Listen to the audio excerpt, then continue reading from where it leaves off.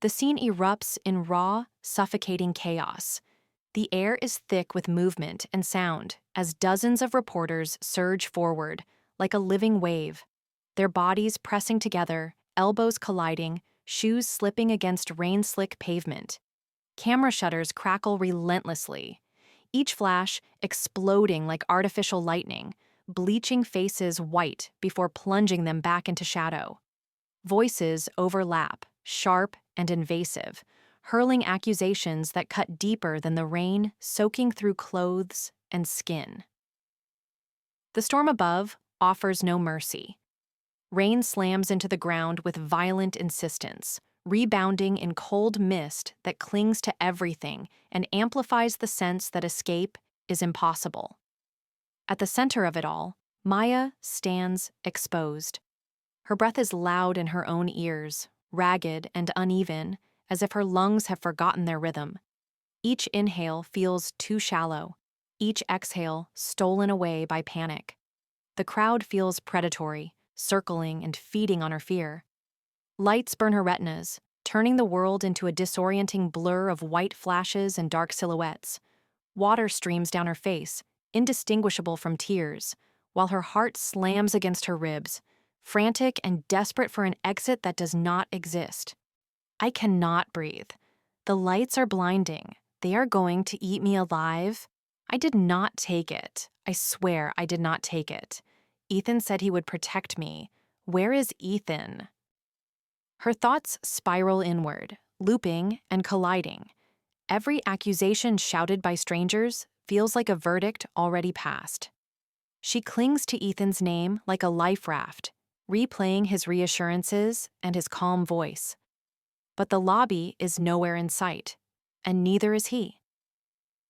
The realization creeps in slowly and poisonous. She is alone in the lion's den, and the lions are hungry. Then, through the rain and bodies, salvation arrives with violent precision. A sleek, black-armored SUV barrels forward, its tires shrieking as they carve a path through the mob. The mass of the vehicle forces the crowd back as reporters stumble. The door opens with heavy mechanical authority, a sound that feels final. The noise outside falters, replaced by whispers of recognition, fear, and awe. Names spread quickly, murmured with reverence and uncertainty. Gabriel Stone. The temperature of the moment changes. Cameras lower a fraction and voices soften. Even the rain seems to hesitate, as if the city itself understands that something powerful has entered the frame. Get in. His voice slices cleanly through the remaining noise. It is calm and controlled, stripped of urgency, yet leaving no room for defiance. It suppresses the chaos. The command lands heavy and undeniable, and for the first time since the nightmare began, the world gives Maya a single, clear instruction. Who are you? Are you the police? Her words tremble out as her teeth chatter, and her body shakes while cold and fear intertwine. She peers into the dark interior of the SUV, searching for a badge or a uniform. Instead, she finds only shadow and the sense of being weighed and measured. Time compresses. Each second stretches painfully long, echoing in her skull. She glances back at the reporters, already adapting and leaning forward with renewed determination. The choice is survival or spectacle. Okay, I am in. She lunges forward and scrambles into the vehicle with clumsy urgency. The door slams shut behind her with thunderous finality. The outside world is erased. Inside, there is only dense silence, broken by the low, controlled hum of a powerful engine.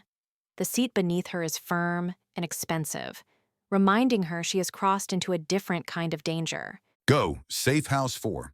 The SUV moves smoothly and decisively, as if the city itself is being folded away behind tinted glass.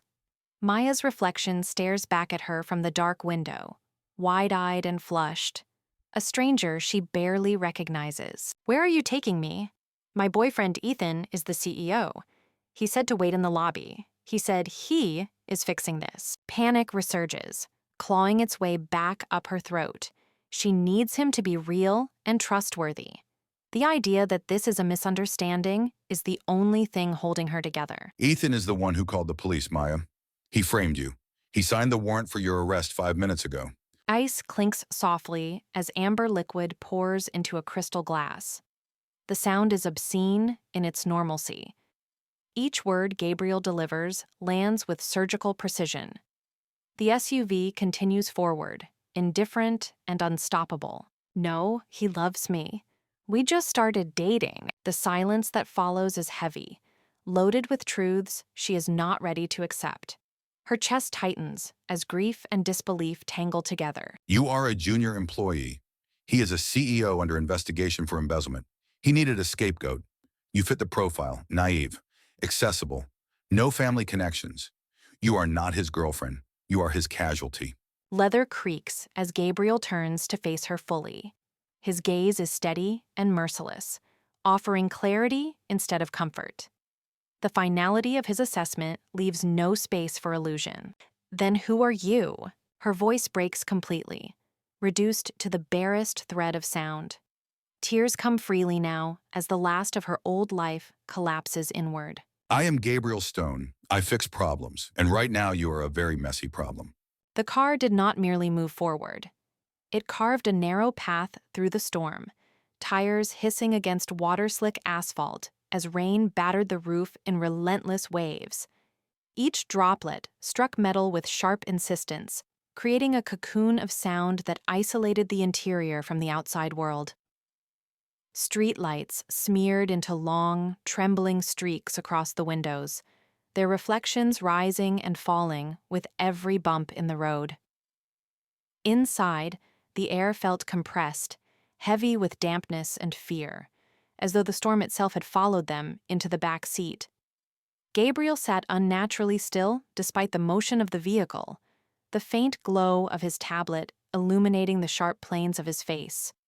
His fingers moved with precise, economical taps, each keystroke deliberate and almost surgical.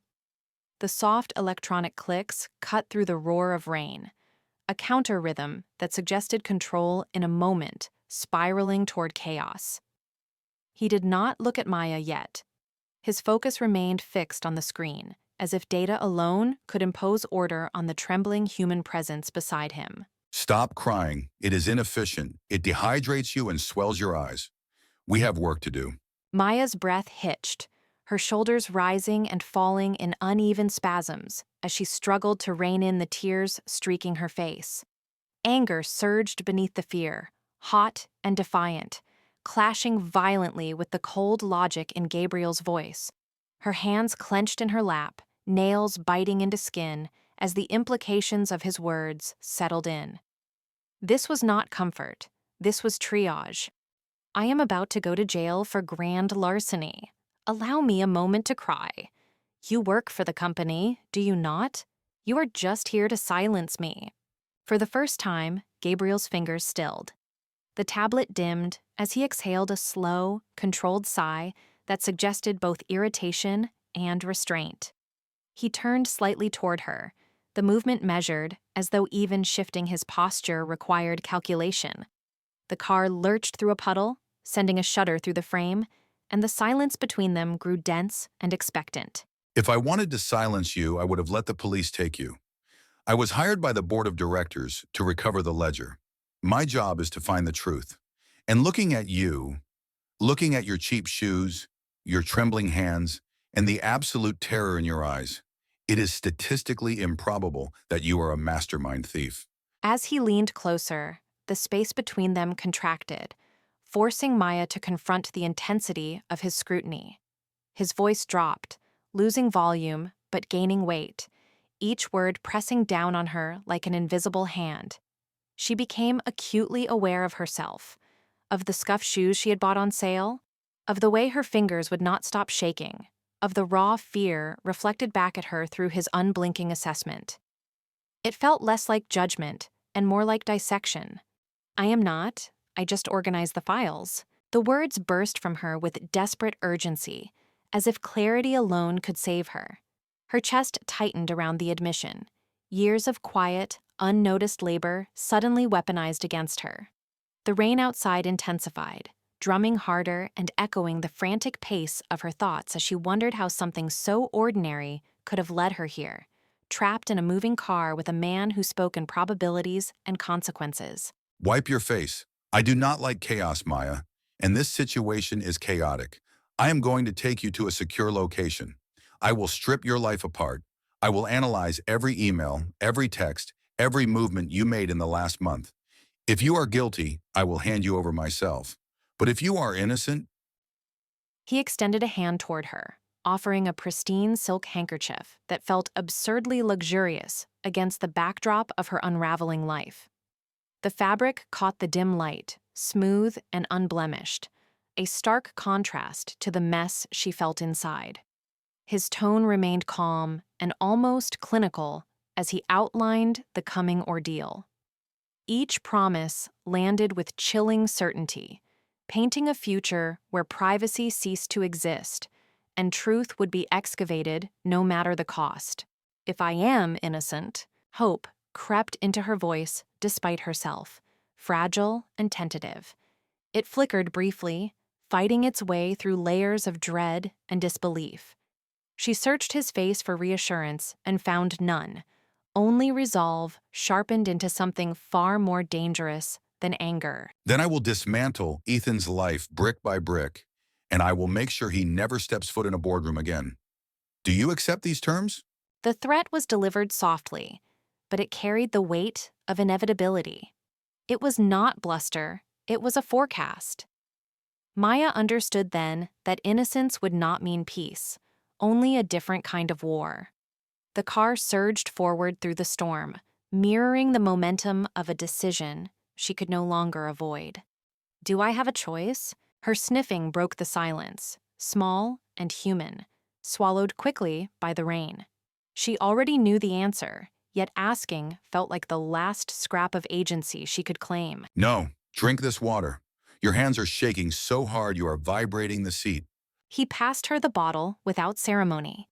As she took it, her hands betrayed her, trembling violently despite her efforts to still them. The water sloshed inside, a reminder that her body had not yet caught up with her mind. Outside, the rain continued its assault, and the car pressed onward into the darkness, carrying them toward a reckoning neither of them could stop. High above the restless ocean, the wind did not merely blow, it screamed.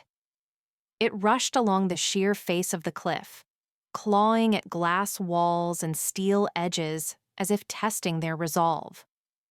Each gust carried the salt-heavy breath of the sea, vibrating through the structure and into the bones of anyone standing inside. The altitude made the air feel thinner and sharper, as though even breathing required intention. This was not a place meant for comfort. It was a place designed to remind its occupants how small they were against the vastness beyond the glass.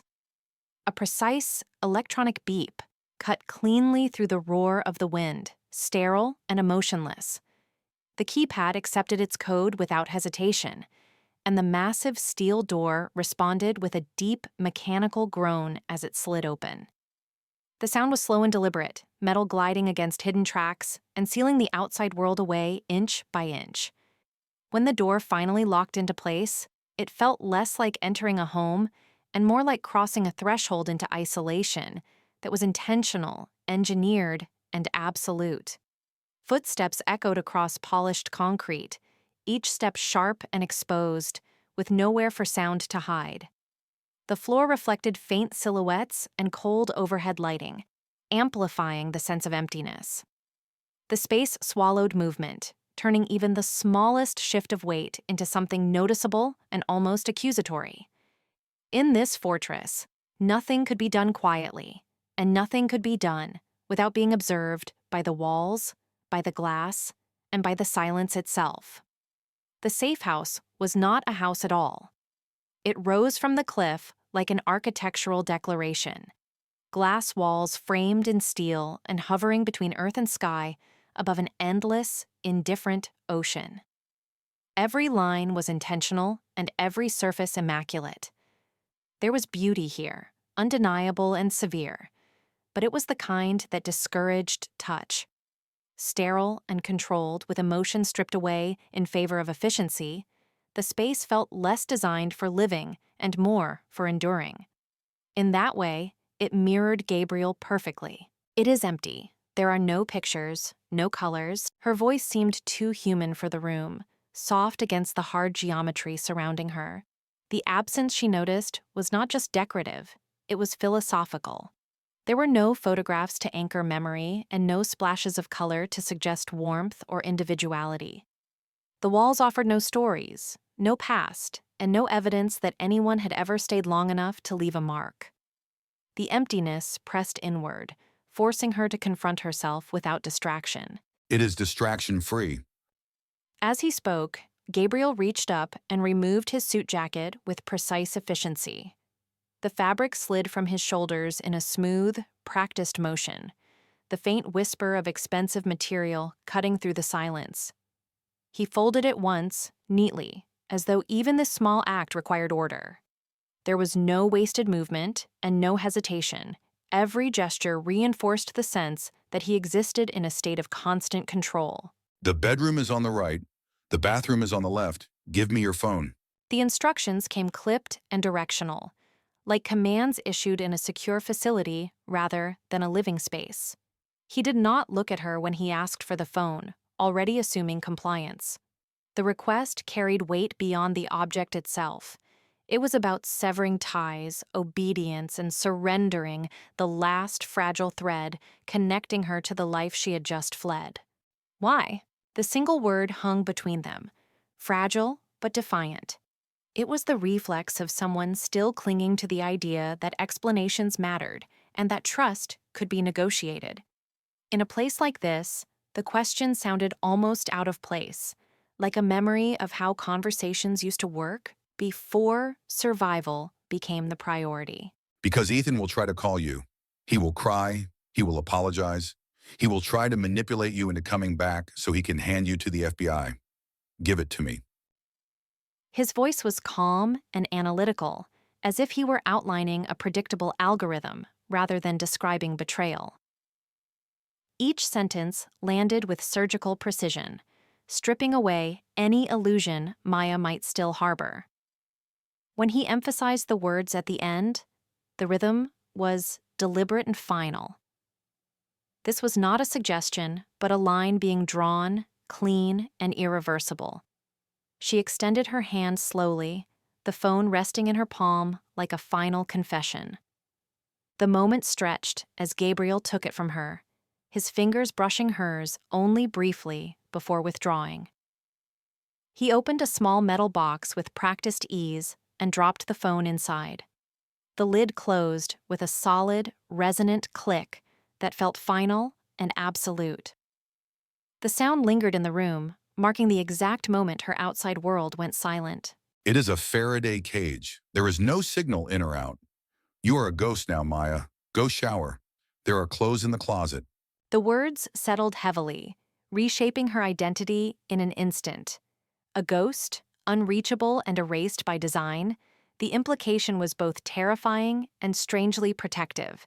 He spoke as though this transformation were a simple logistical adjustment, rather than the psychological rupture it truly was. The directive to shower followed immediately, practical and unceremonious, as if cleansing her body might help erase the past clinging to her skin. Are they mine? The question carried more than curiosity.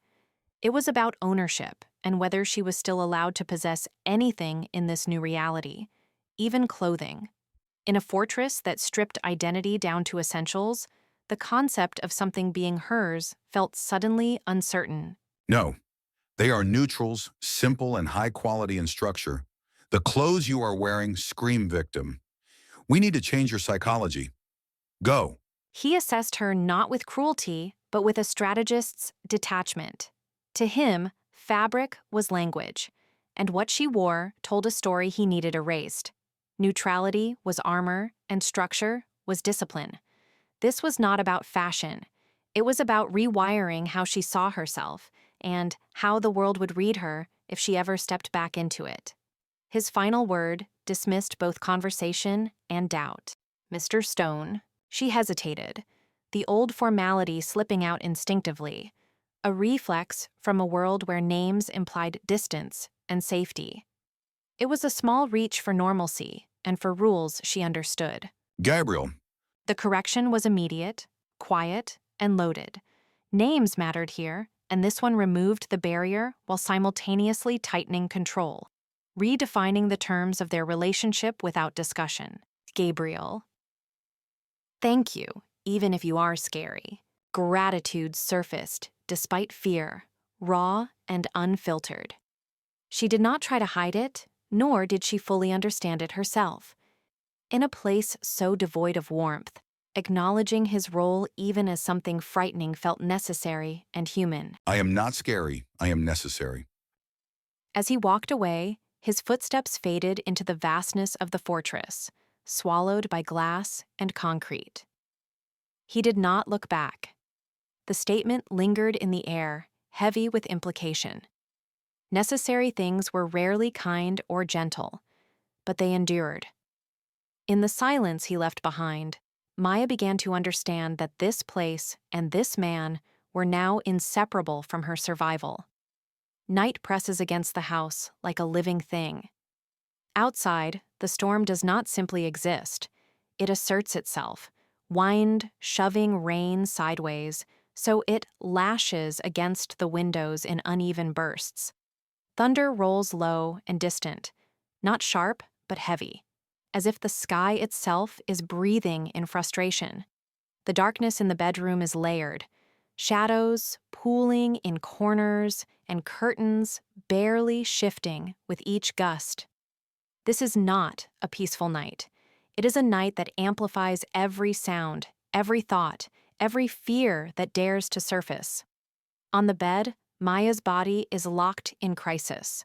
Her breaths come too fast and too shallow, each inhale scraping against her chest like it might be the last. Her shoulders rise and fall erratically, fingers clawing at the sheets as if they might anchor her to something solid.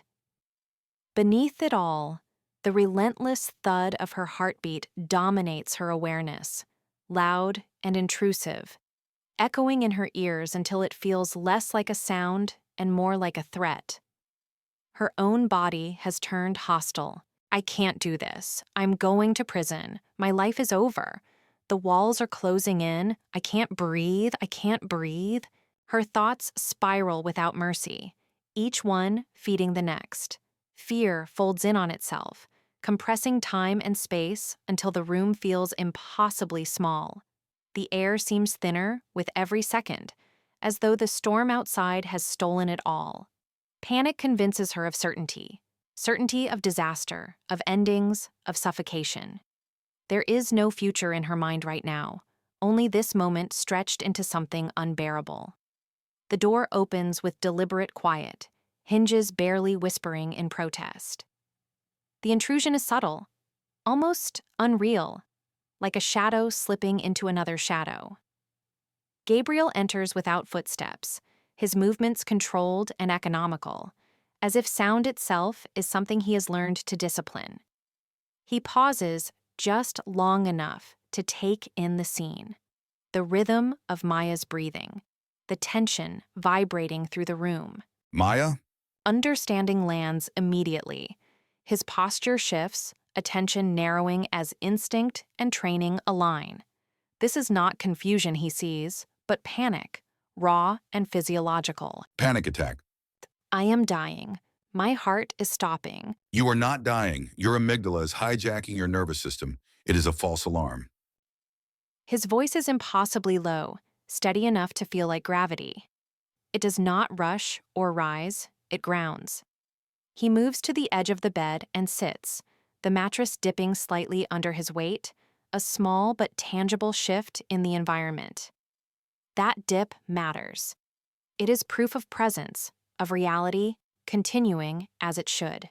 Look at me, Maya, eyes on me. I can't. Her resistance is not defiance. It is exhaustion. Her mind is sprinting while her body is collapsing, caught between impulses that no longer cooperate. Yes, you can. He reaches for her hands, enclosing them with his own. His hands are large, warm, and unmoving in their steadiness. The contrast registers immediately, her skin cold and damp, his solid and dry. He does not squeeze or pull. He simply holds, offering consistency where everything else has fractured. Feel my hands? Are they warm or cold? Warm? Good, focus on the heat. I am going to count. You are going to match my breathing in, 2, 3, 4. Hold, out, 2, 3, 4. He breathes deeply and audibly, each inhale measured and each exhale slow and deliberate. The sound is close and intimate, filling the space between them. Maya's breathing stutters as it tries to follow, failing at first and then trying again. The storm outside fades slightly, eclipsed by the rhythm he sets. Again, listen to my voice. It is the only thing in the room that matters. You are in a fortress. The glass is bulletproof. The door is steel. I am sitting right here. Nothing gets past me. Do you understand? You are safe. Each sentence builds on the last, constructing an image meant to replace the collapsing walls in her mind. Fortress, steel, bulletproof. His presence is not just emotional, it is structural, something she can lean against while her own framework is compromised. I'm sorry, I'm a mess. Her breathing has slowed enough now to leave space for shame, for the familiar urge to apologize for taking up room with her pain. You are under extreme stress. A structural failure is expected. That is why I am here, to reinforce the structure. His thumb moves over her knuckles in a slow, repetitive motion, not demanding attention, simply offering it. The gesture is methodical, almost engineered for calm. Your hair is still wet. You did not dry it. I forgot. The admission is small and human. Forgetting feels like failure to her, but to him, it is evidence of overload and nothing more. Turn around. I will do it. You do not have to. The storm continues outside, but it no longer dominates the room. Control has returned in increments, fragile but growing. Turn around, Maya. The room was small and dim, lit only by the muted glow of a lamp that cast soft amber shadows against the walls. Outside, rain traced endless paths down the glass, blurring the city into a watercolor of gray and silver. Inside, the sound of fabric against damp hair filled the space as a towel moved slowly and deliberately, absorbing water strand by strand. It was an intimate sound, unhurried and almost reverent, as though time itself had agreed to slow down and give them this fragile moment of stillness. As the towel was set aside, a comb entered the quiet ritual. Its teeth met resistance immediately, snagging on knots formed by exhaustion, neglect, and days spent running instead of resting. Each pass was careful and patient, accompanied by the faintest tug that spoke not of force, but of persistence.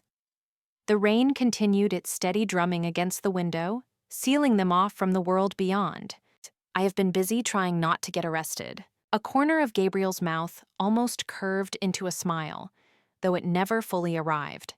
His hand adjusted, fingers tightening just enough on the comb to gain leverage before easing again, as if negotiating with each tangle rather than conquering it.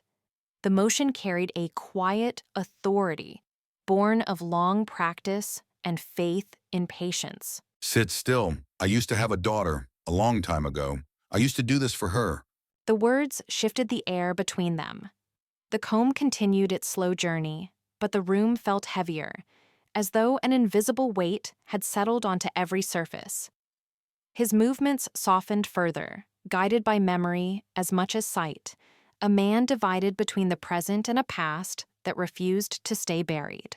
Used to? The comb paused mid-stroke, suspended just above her shoulder.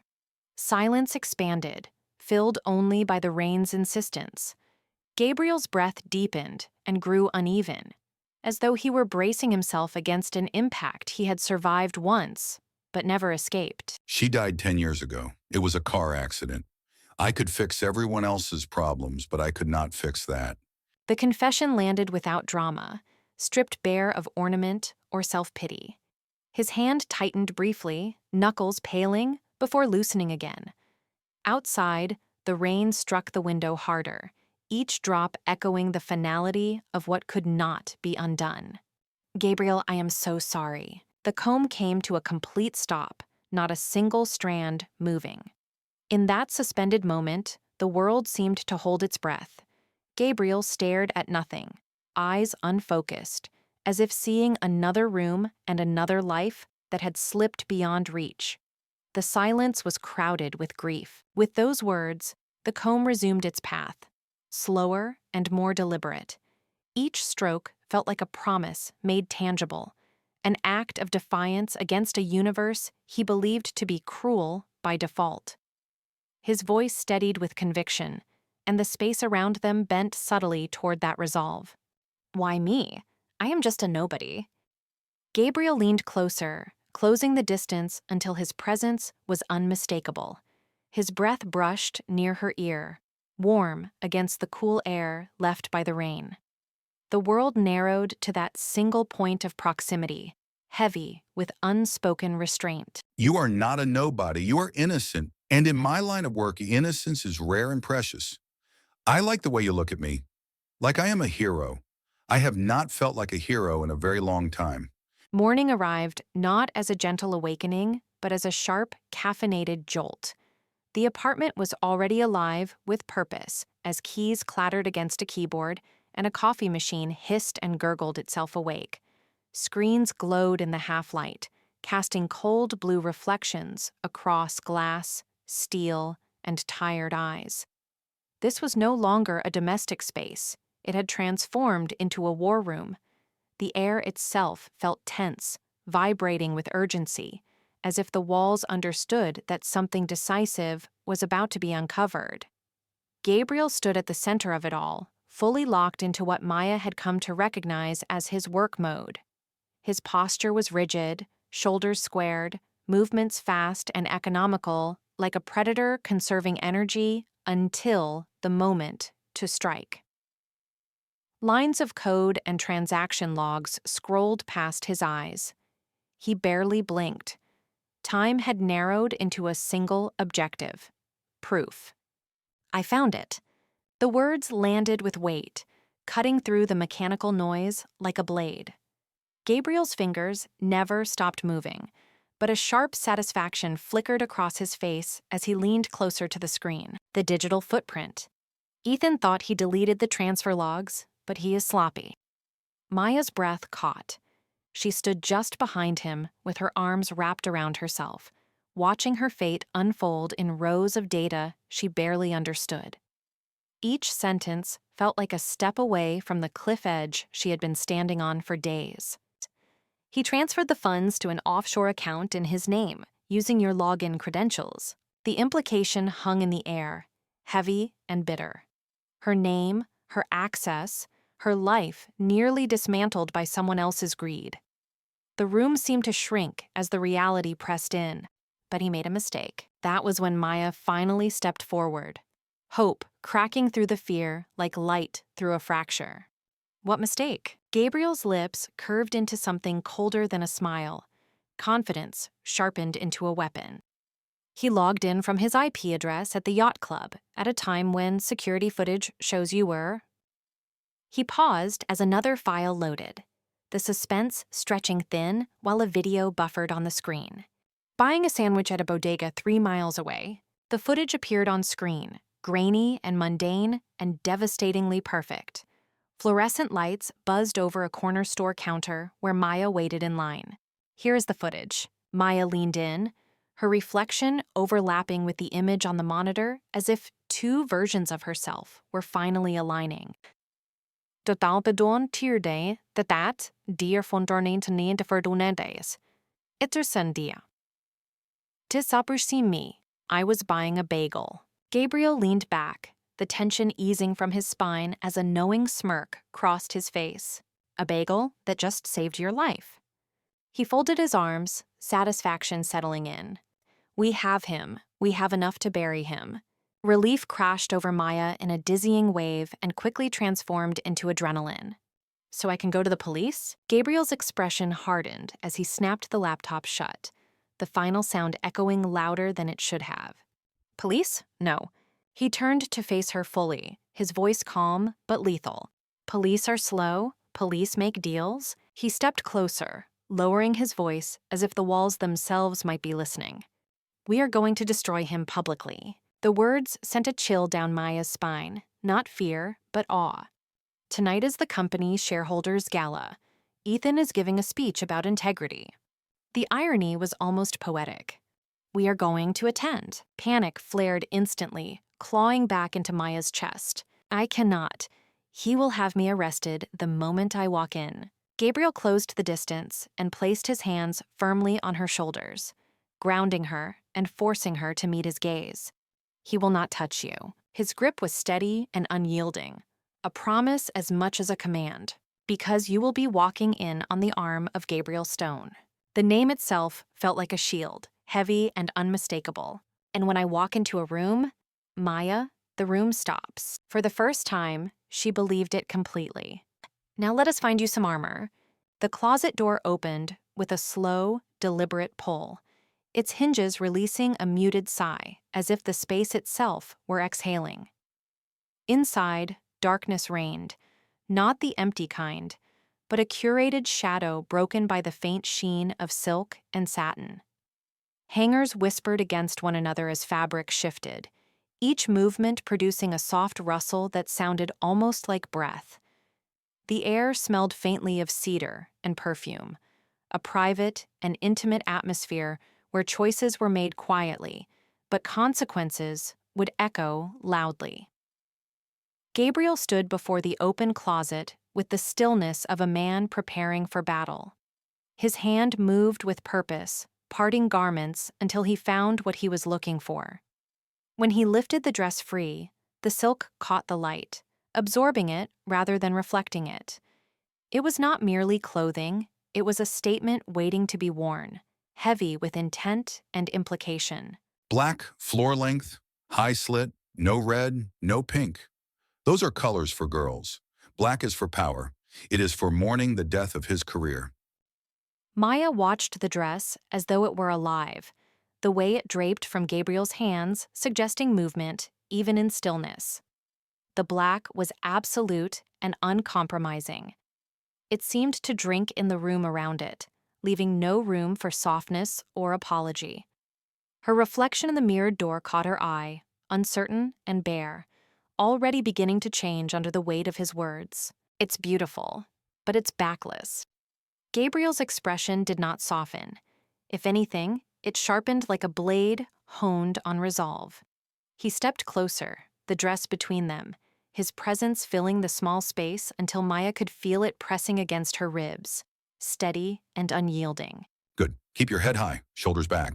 When you wear this, you are not the victim. You are the executioner. Put it on. Turn around. His voice was rough and scraped raw by something unspoken. Maya obeyed, the turn slow and measured, each step a quiet test of balance and nerve. The fabric shifted against her skin, cool and smooth, amplifying every sensation. Does it look okay? Gabriel closed the distance between them, each step deliberate. His voice vibrated when he spoke, low and controlled, but charged, as if restraint itself were a physical effort. It looks dangerous. He reached out, fingers finding the zipper at the base of her spine. As he drew it upward, his knuckles brushed her bare skin, a fleeting contact that sent a shiver through the space between them. The contrast was immediate. Fabric against flesh, intention against reaction. Your skin is cold.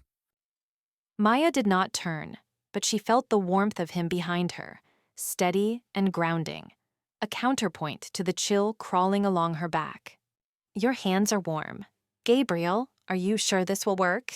His hands lingered at her waist, not possessive, but anchoring, thumbs pressing lightly as if to remind her of gravity, of presence, of control. The silence stretched, heavy with stakes and unasked questions. The question was not about confidence alone. It was about surrendering fear and stepping into a role that demanded more than courage. It demanded conviction. With you next to me? Yes. Gabriel leaned in, close enough that his breath brushed her shoulder, close enough that the moment threatened to tip into something else entirely. He stopped himself at the last instant, restraint snapping back into place like a locked chamber. Then let's go hunt. The gala hall breathed like a living organism, every corner saturated with opulence and sound. A full classical orchestra flowed through hidden speakers, violins weaving elegance into the air while cellos pulsed beneath the surface like a restrained heartbeat. Hundreds of voices overlapped in polished laughter and strategic whispers, the language of wealth and power. Crystal glasses chimed with delicate precision, each clink echoing ambition and excess. Light spilled from massive chandeliers, scattering across marble floors and designer gowns, creating a shimmering illusion of perfection, carefully curated for this night. Then the doors opened. The motion alone sliced through the music. A hush rippled outward, swallowing conversations mid-syllable. Every head turned in synchronized disbelief as two figures crossed the threshold. One set of footsteps landed with deliberate weight, slow and commanding, each step resonating like a judge's gavel. The other echoed lighter and sharper, heels striking the floor with restrained defiance. The contrast between them carved a silent tension through the room, an unspoken understanding that something irreversible had just entered the gala. And that is why this company stands for honesty. Thank you. Ethan stood at the podium, bathed in spotlight, his rehearsed smile still stretched across his face as applause faded. His gaze drifted outward, scanning faces until it collided with the impossible sight before him. The color drained from his expression in real time, confidence cracking like thin ice. His breath hitched, the microphone amplifying the smallest tremor as panic surged past his practiced composure. What the? Security, grab her. That woman is a thief. The accusation detonated across the room. Security personnel reacted on instinct, shoes pounding against marble as they surged forward, hands already reaching, adrenaline overriding decorum. Guests recoiled, shock blooming into scandal-hungry curiosity. Whispers ignited like sparks, eyes darting between Ethan, the approaching guards, and the woman he had just condemned with a single sentence. Before a single hand could land, another presence asserted itself. Gabriel stepped forward, separating himself from the shadows with terrifying calm. He did not raise his voice through technology or amplification. He did not need to. His authority carried its own gravity, rolling through the hall with such force that even the orchestra seemed to falter. Anyone who touches her will be facing a lawsuit before their hand leaves her arm. The words settled like iron chains around the room. Legal threat replaced physical force, and the guards slowly withdrew, uncertainty flickering across their faces. Ethan's certainty evaporated, replaced by a sheen of sweat along his temples as the man he thought was under his control revealed himself as something far more dangerous. Mr. Stone, you work for us. You are supposed to be handling this. Ethan's voice wavered despite his attempt at authority. His fingers tightened around the podium, knuckles whitening as the balance of power slid unmistakably away from him. He sounded smaller now, exposed beneath the chandeliers, stripped of the protection he believed his title provided. I am handling it. Gabriel began walking toward the stage, every step measured and intentional. His hand closed firmly around Maya's, not possessive, but anchoring, grounding her amid the storm of attention. Cameras lifted, eyes widened. The distance between them and Ethan shrank. And with it, the illusion of safety Ethan had been clinging to. I was hired to find the missing funds. I found them. He produced the USB drive with surgical precision, a small object carrying the weight of a corporate death sentence. As he plugged it into the projector, the machine hummed to life, its mechanical whir sounding unnaturally loud in the silence. The massive screen flickered, bathing the audience in cold, white light as truth prepared to reveal itself. Ladies and gentlemen of the board, if you look at the screen, you will see a transfer of $15 million to the Ethan Miller Cayman Fund, time-stamped from the CEO's private terminal. Gasps rippled through the crowd as numbers and timestamps burned themselves into collective memory. Board members leaned forward in disbelief, faces pale, mouths slightly open. The murmurs that followed were not gossip now, but realization, sharp, damning, and irreversible. The room understood all at once that the narrative had shattered. Ethan's scream tore through the hall, raw and unhinged. The accusation reeked of desperation, his voice cracking under the weight of exposure. He lashed out wildly, grasping for anything that might pull him back from the edge, but every word only pushed him further into isolation. Be careful, Ethan. Accusing me of unprofessional conduct, I can defend myself, but accusing her? Ethan shrank back, shoulders curling inward as though trying to disappear. Gabriel loomed close now, a wall of controlled fury. The gala, the music, and the wealth all faded into irrelevance as the moment narrowed to the reckoning unfolding between them. She is innocent, she is brilliant, and she is under my protection. The declaration landed with absolute finality. Protection was not a promise. It was a verdict. Maya stood beside him, steady now, shielded not just by Gabriel's presence, but by the truth blazing across the screen. The crowd sensed it. There would be no reversal. The police are waiting at the back exit. I suggest you run. Did you see his face? Oh my God, Gabriel, you were amazing. You destroyed him in 5 minutes. Gabriel did not turn toward her. He sat rigid in the passenger seat, one hand resting loosely against the door, his gaze fixed on the rain-smeared window. Reflections slid across the glass and painted his face in fractured light, making him look distant and almost untouchable. His silence carried weight, as if he were already retreating somewhere far from the car and far from the night they had just conquered. He was sloppy. It was easy work. Maya's smile faltered as confusion flickered across her face. She leaned closer and brushed her fingers against his arm with tentative warmth, seeking reassurance and connection, hoping what they shared had not vanished with the danger. Hey, what's wrong? We won. I'm free. Gabriel pulled away from her touch with a sharp, final movement. His shoulders tensed as the car slowed, tires hissing against wet asphalt, and his voice, when it came, was measured and professional, stripped of tenderness. Yes, you are free. We are arriving at your apartment. I had your locks changed and a security system installed. Your bank accounts are unfrozen. My job is done. The words landed heavily between them.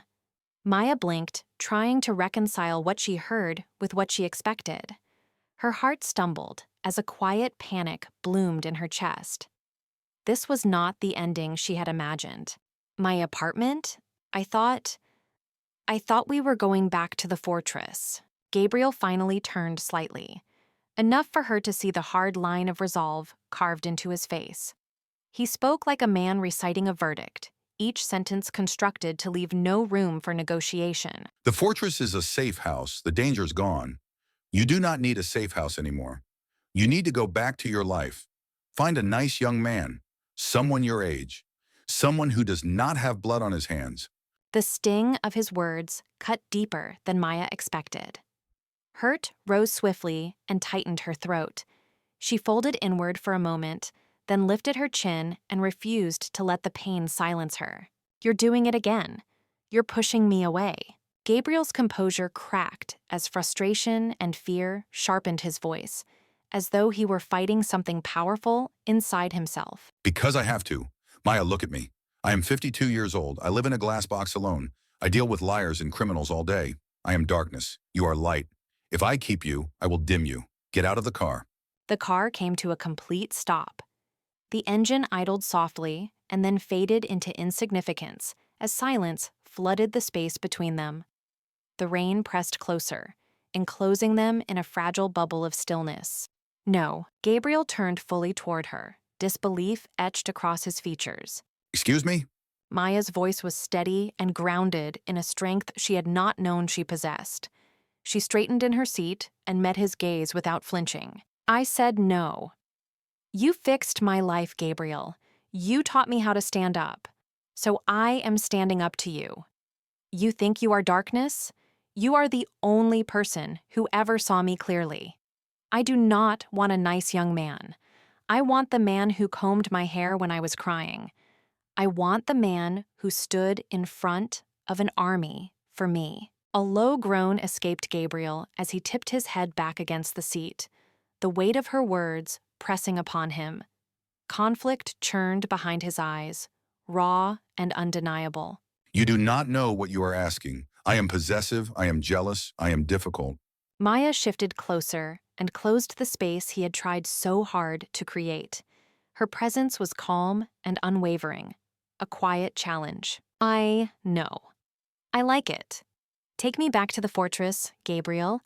Or are you afraid of a little girl? Gabriel's breathing filled the confined space, harsh and uneven, each inhale dragging like it scraped against something raw inside his chest. It was not simply the sound of exertion, but of restraint fraying at the edges, of a man holding himself together by sheer force of will. The air seemed to thicken around him, heavy with unspoken choices and the consequences he had delayed for far too long.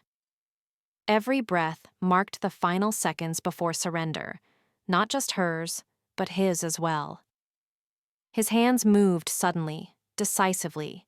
He reached for her as if afraid she might dissolve if he waited another moment, fingers closing around her with a mix of urgency and need.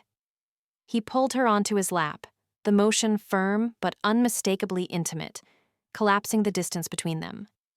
Time appeared to slow as her weight settled against him, the heat of her body cutting through the cold uncertainty that had defined the night until now.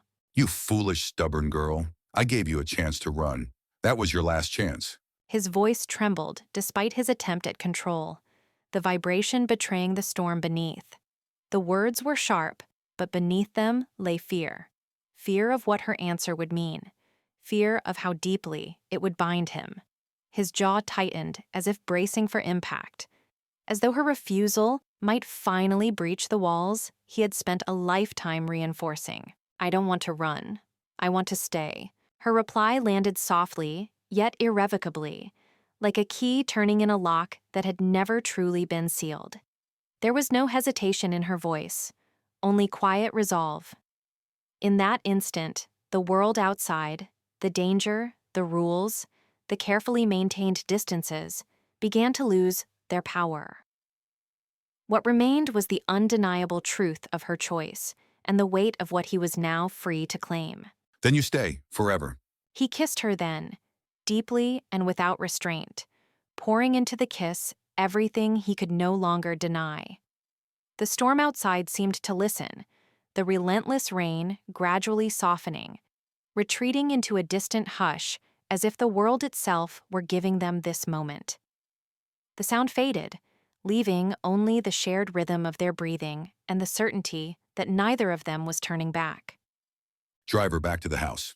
The command was quiet but absolute, carrying the weight of a decision that would reshape everything that followed. As the vehicle began to move, the night wrapped itself around them once more, but it no longer felt hostile. It felt claimed, chosen. I have spent my life building fortresses to keep the world out. Each wall was laid with intention, each barrier reinforced by betrayal, ambition, and control. I believed solitude was safety, that isolation was power. I never realized how empty those fortresses were, how silent the victories sounded within them. I was just waiting for someone worth locking inside with me, someone who would not see the walls as a prison, but as a promise.